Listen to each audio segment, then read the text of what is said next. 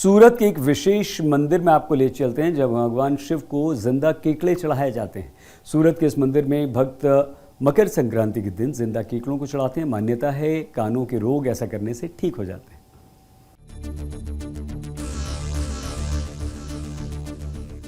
हम सभी ने अब तक यही देखा और सुना होगा कि मंदिर में भगवान को प्रसन्न करने के लिए दूध, दही, मिठाइयाँ, फल फूल चढ़ाए जाते हैं।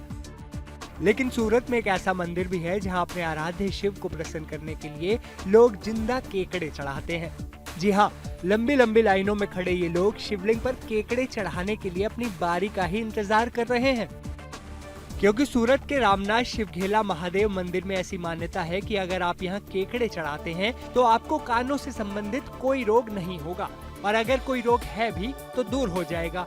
ये हमारा मंदिर हजारों साल पुराना है और यहाँ पे जब रामचंद्र भगवान 14 वर्ष का वनवास के लिए निकले थे ना, तो यहीं पे वो रुके थे और उसको पता चला कि दशरथ जी का मृत्यु हो गया, तब तो उसको पूजा करने के लिए ऐसा मन हुआ तो उसने तीर मार के स्वयं शिवलिंग को प्रकट किया।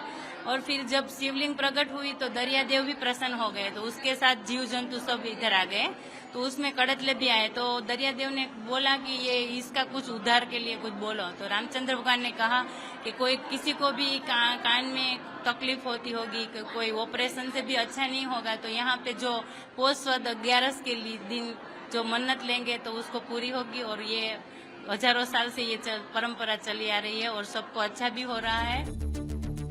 अब एक सवाल ये मन में आता है कि शिवलिंग पर चढ़ाए गए केकड़ों का क्या किया जाता है।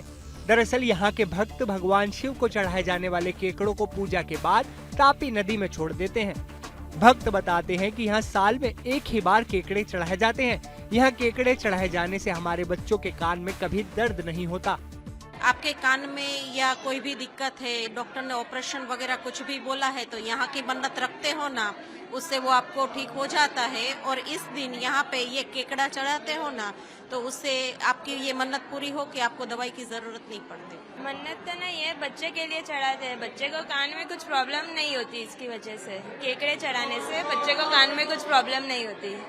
तो बरसों से मेरे ससुराल वाले चढ़ाते, तो अभी मुझे पता चला तो मैं भी आती हूँ।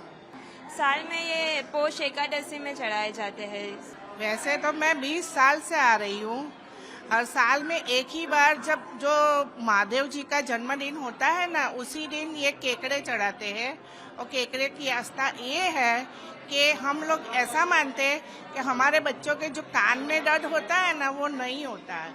वो ये मंदिर को रामनाथ घेला से ये नाम से जाना जाता है और यही आस्था ज्यादा है, इसीलिए इतनी सारी भीड़ है कि बच्चों के कान अच्छा हो जावे।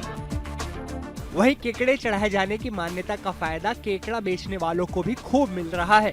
वो सैकड़ों की संख्या में केकड़े पकड़कर मंदिर के बाहर बेचने के लिए ला रहे हैं। ये केकड़े में बहुत से लाया हूँ और ये महादेव के मंदिर में चढ़ते हैं। जो बच्चे लोग को कान में रस्सी पकड़ता है ना, उसकी मन्नत रखते हैं और ये यहाँ पे प्रथा चलती है पहले से। और ये मैं बहुत से लाया हूँ और यहाँ पे मंदिर पे चढ़ाने के लिए सब बेचते हैं, इसलिए बेचता हूँ यहाँ पे। तकरीबन 5-6 साल से यहाँ पे मैं बैठता हूँ। ऐसा नहीं है कि सूरत के रामनाथ शिवघेला महादेव मंदिर में सिर्फ केकड़े ही चढ़ाए जाते हों। यहाँ आने वाले भक्त अपनी श्रद्धा भावना के अनुसार फल और फूल, जल और दूध भी चढ़ाते हैं। पूजा के बाद मंदिर के बाहर बैठे गरीबों को दान भी देते हैं।